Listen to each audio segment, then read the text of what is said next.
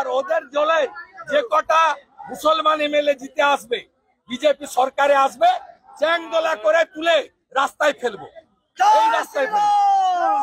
এই রাস্তায় ফেলবো 10 মাস পরে এই রাস্তায় ফেলবো।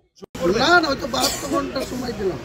উনি কত বড় মাতব্বর। আর তারপরে যদি উনি এখানে বেশি এরকম করেন, আমি পরবর্তীকালে 72 ঘন্টা পরে যদি ক্ষমা না চাই, তাহলে আবার যা বলার বলবো।